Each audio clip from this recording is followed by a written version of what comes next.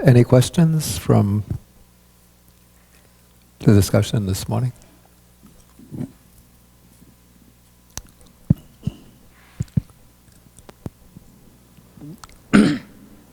Bhante? Oh, yeah. These four foundations, I guess there would be more explanation as you go along, right, Bhante? The four foundations are going to be treated in more detail in the class, in the second part of the sutta that will come to next week. All right. Next question, Bhante, about space, the four elements plus space, Yeah. fifth element. In terms of normally when we do meditation, we see the form as the earth element, then the things like that. But when it comes to space, really, it's a difficult thing, Bhante. Yeah, because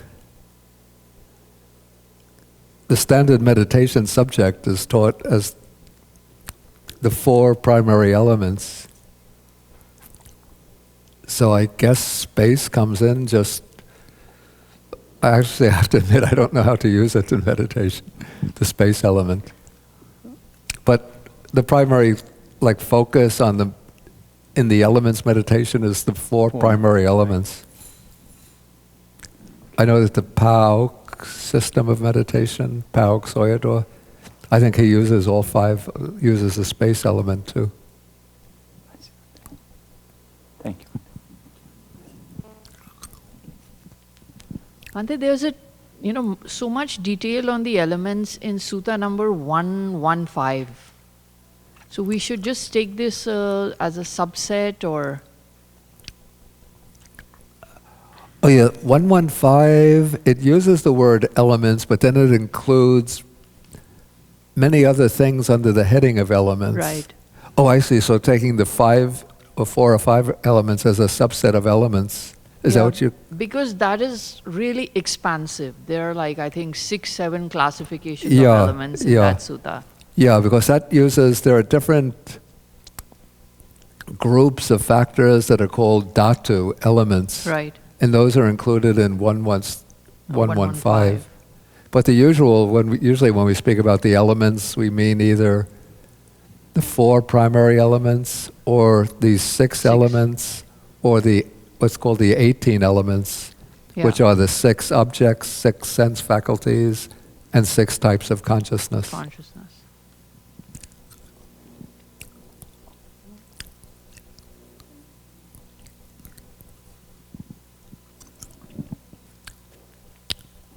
Yeah, I noticed that in the Visuddhimagga they explain the 32 parts.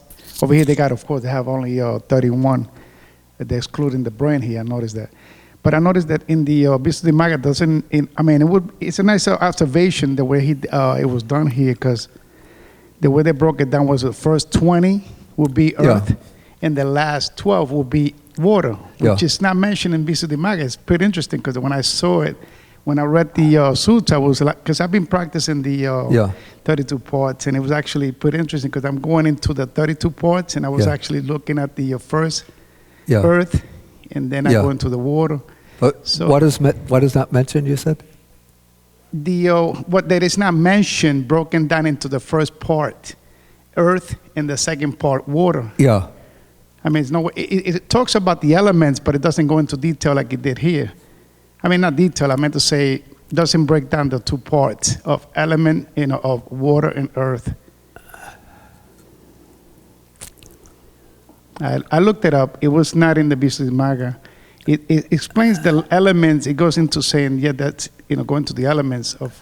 Yeah, but now you see, in the Visuddhimagga, there are two sections which deal with the 31 parts of the body. Right. One of them is called the one... What's it called in the Visuddhimagga? So this is the meditation on the impurity of the body. Okay. So there the 31 parts are used as the contemplation in order to get the perception of the unattractive nature of the body.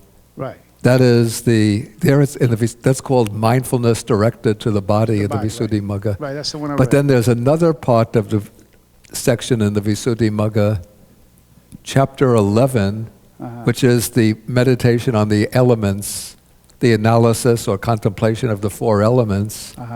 And that again goes through the 31 parts. But there, the 31 parts are treated in terms of the elements, not in terms of the unattractive or impure nature. But just the elements, right? Because I noticed that in the first one, the one I read, it doesn't break it down, right? But it explains it in the beginning, but it doesn't go into detail of how to meditate on it. Yeah, the one on the mindfulness directed to the body is treating the meditation in order to get the perception of impurity, or I think Jnanamoli calls it foulness. Right. But if you look at chapter 11, I think it's chapter 11. Yeah, chapter 11, there you'll see, again, the text goes through the 31 elements, but now they're treated in terms of the 31 parts, but here they're treated in terms of the elements. Okay, thanks.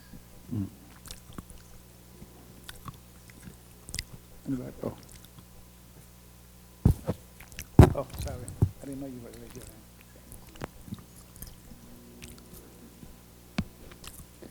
Bhante, I didn't quite get it when you explained the consciousness in paragraph 19, that it's purified and bright. You say it's the consciousness of the fourth jhana, but if it's the consciousness of the first jhana, what follows is the feeling is pleasant.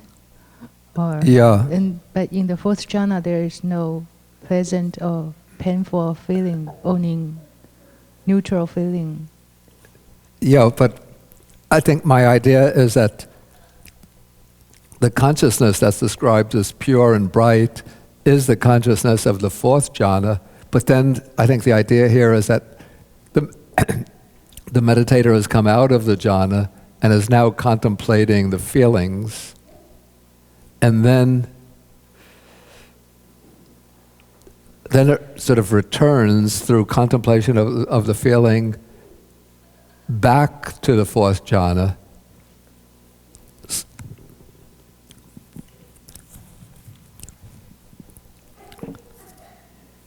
Okay, so the beginning of paragraph 19, there remains only that consciousness purified and bright.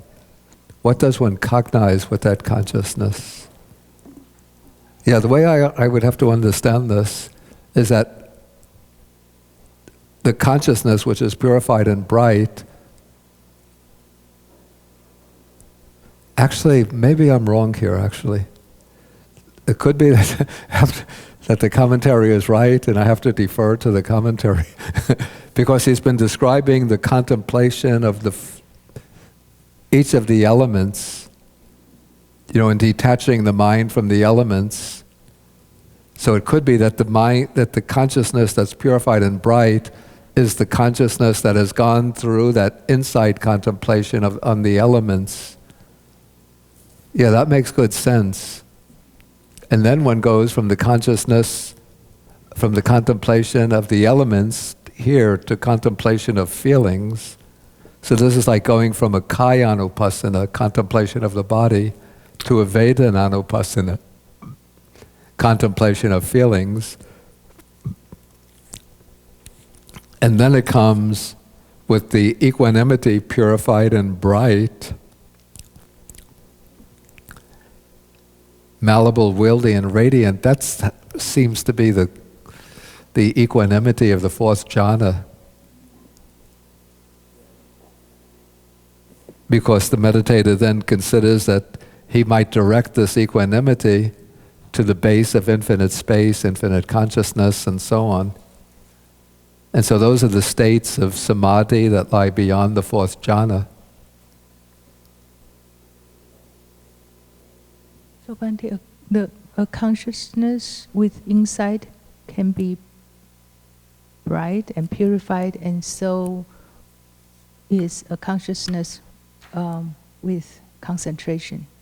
So to have a consciousness that is bright and purified, one could have two ways to obtain it. One is through insight, the other one is through... It would seem so. Usually,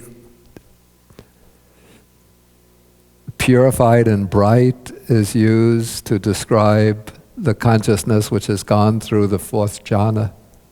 For example, if you look at the standard sequence on the gradual training, for example, in Sutta number 120, Sutta number 27,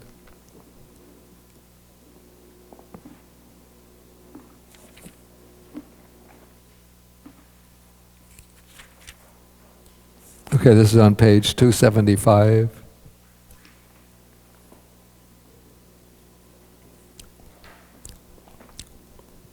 So at the bottom, it describes the monk who enters and dwells in the fourth jhana, which has neither pain nor pleasure, and purity of mindfulness due to equanimity. Then the next paragraph, 23, says, when his concentrated mind is thus purified, bright, then unblemished, rid of imperfection, malleable, wieldy, steady, and attain to imperturbability. So here we have purified and bright being used to describe the mind in the fourth jhana. So that's why I thought when in Sutta number 140, when consciousness is described as purified and bright, to me it seemed to suggest the consciousness of the fourth jhana.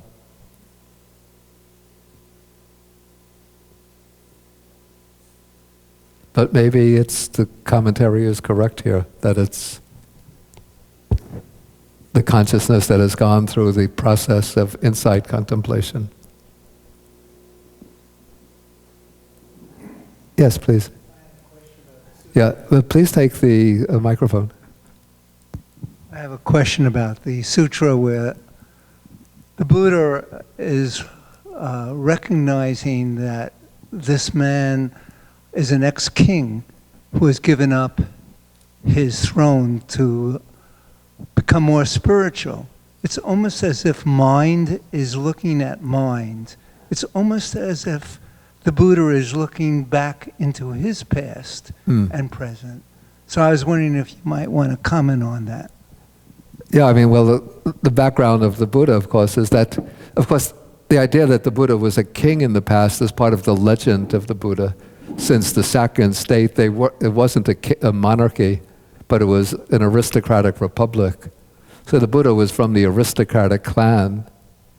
And again, even the idea that Pukkusāti, the monk here, was formerly a king, this is commentary, it's not in the sutta itself. Yeah, so we have two if we just take the sutta level, we know nothing about the background of Pukkusāti, and the Buddha was an aristocrat, but not the son of a king. If we take legend, commentary, which is partly legendary, then Pukkusāti was a king, and the Buddha was the son of a king.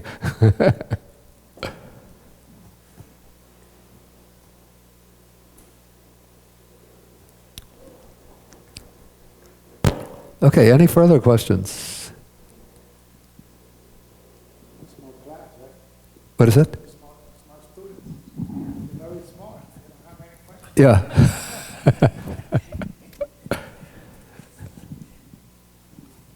You have another question? Okay. But smart students ask questions. Bhante, what's the meaning of Bhante exactly? Because when you say the younger monk addressed the senior monk as Bhante, and my problem is with the Chinese rendering, because in Chinese I saw some rendered as 大德, means a person of great virtue. Yeah. But in Mahayana Buddhism, we use that term to address lay people. So I'm confused. Does Bhante have the meaning of like teacher, in the sense of a teacher, or? No, Bhante doesn't imply at all being in the position of a teacher.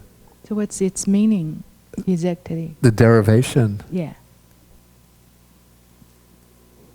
I think it's not even settled what the meaning is, what the derivation is.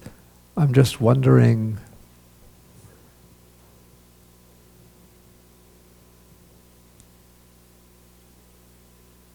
Yeah, I don't know.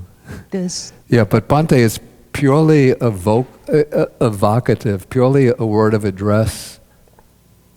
You know, now monks sometimes use the word Bhante to say, oh, I want to introduce you to my friend Bhante Kondanyo, say. So it's used as though it's part of the name. Or monks call themselves like Bhante Gunaratana, as though this is the name.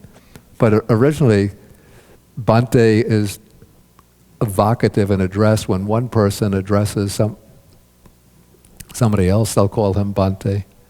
And originally it was used by the monks when they were addressing the Buddha, though sometimes I think that there are some places where a junior monk is addressing an elder monk, they'll call him Bhante.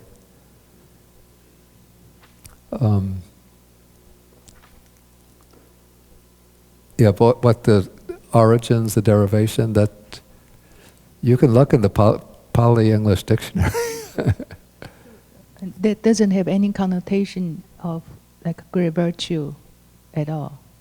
Venerable sir or something. What is that? It says venerable sir. That's the way it's Yeah. often rendered, venerable sir. Yeah. Yeah, ayasma is used as an honorific in front of a name. Or also sometimes ayasma is also used sometimes as evocative. So like ayasma Sariputta, the venerable Sariputta. Ayasma Anando, the venerable Ananda.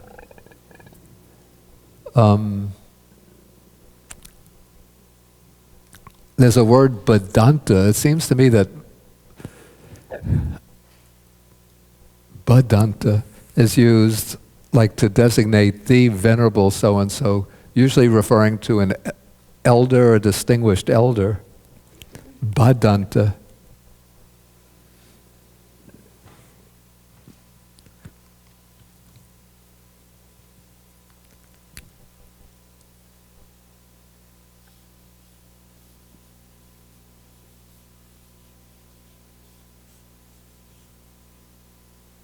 And I think is from Bhadanta that one gets just as the vocative form, Bhante. Probably over a long period, you know, the form was corrupted until you get Bhante.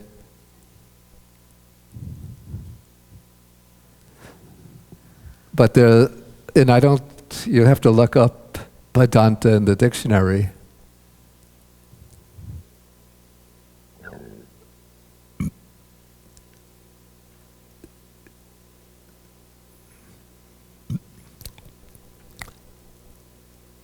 Maybe Dada was just a term that the Chinese, that they weren't trying to, you know, translate from the original, but just trying to convey, to use a term that had been in current usage to indicate respect for an elder, and to adopt it for the use of translating Buddhist texts. How about in the older texts you get Zhanglao, or is that just a modern development? Zhanglao. For Terra. What? Zhanglao is the translation for Terra. For Terra. Yeah, Theravada, Terra. Only for the Theravada elders. No. It's not used for the elder Chinese monks? Yeah, I mean, for the Pali word Terra. So could be But I've heard used- it used for Chinese monks, like Yeah, yeah, Renjun. yeah, Venerable Renjun was called Zhanglao. right. So I see, but it's just the rendering for Terra or Stavira. Elderly monk, maybe. For elderly monk. Oh, a monk in good 10 years standing or what. Mhm.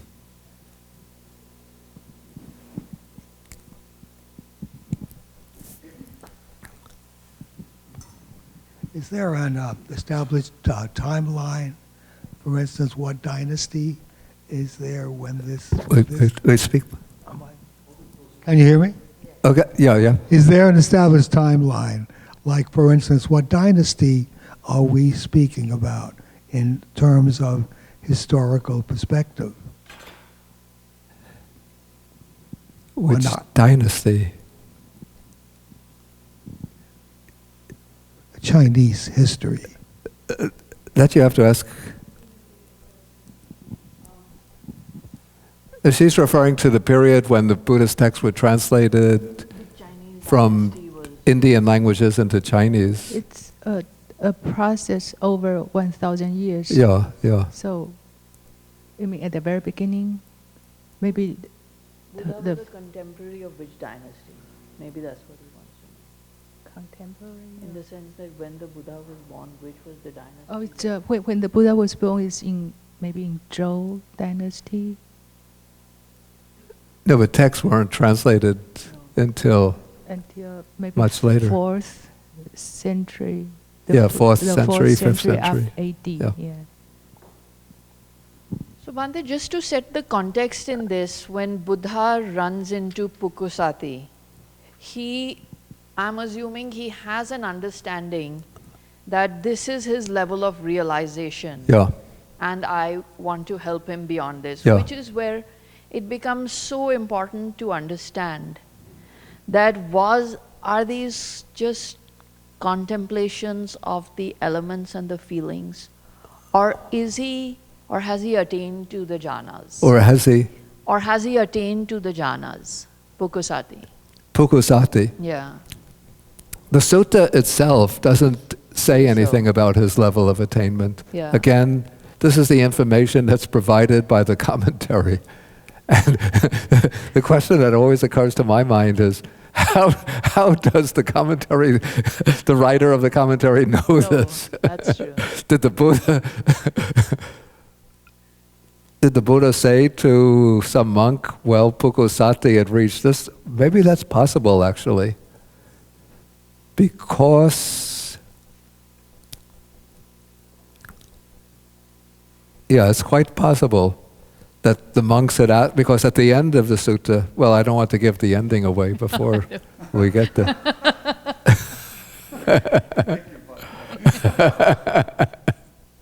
No spoilers. But there's something at the end which indicates, well, let us say that the Buddha himself would have known, because he has this ability to know the faculties, the degree of maturity of the faculties, the dispositions of other people. How the commentator got that information. Again, that's been something of a puzzle for me. Because then we are understanding that it is possible to descend from the jhanas if your technique is not sound. Is not sound. If insight is not part of, your progress, it means you can descend from the jhanas. Well, you see, if one reaches and masters the jhanas without developing insight, yeah. one will be reborn at a level that corresponds to that of the jhana. So it could be the level, if it's one of the 4 jhanas, then it will be in the form realm. If it's the formless meditations, the rebirth will be in the formless realms. And then one remains there for the lifespan within that realm, because the jhana generates or produces the karma that brings the rebirth there. But that karma is conditioned, and so that karma becomes exhausted. And when the karma becomes exhausted, then one falls away from that realm. So that's one issue. The other issue is whether one who achieves the jhana can fall away from the jhana, while still within the human life. And that's possible too. Possible unless one makes the effort to maintain it. If one becomes negligent and indulgent, self-indulgent, then one can fall away.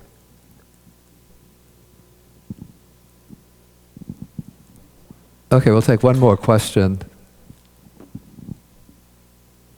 Yeah, I understand that Pukkusāti had already accomplished the fourth jhana already. I mean, he did already before he met the Buddha, right? But Well, that's according to the commentary. well, right. But now at the end, of course, given the spoiler, right? Given... Well, at the end it states that, at the end of the sutta it states that he Oh, became. wait. I get it. I mean, how could he have he just took a lesson from the Buddha. How Yeah. could he have become, further just by listening? Of course, that you can. I've seen it many times in the suttas, but Yeah. he had not practiced, or at least say, Yeah, I think... meditated on the. I would say insight. that probably, I don't have a definite explanation for this either, but I would guess that as he's listening to the Buddha, he's I know. he's actually doing what the Buddha instructs with his Okay, mind. That makes sense, yeah. And so he is Yeah. developing those insights All right. along with the Buddha's verbal Yeah, I ex- thought about that myself, yeah. Thanks. Yeah. Okay, I think we'll have to end for the day. Okay, so we'll end with the 3 half bows.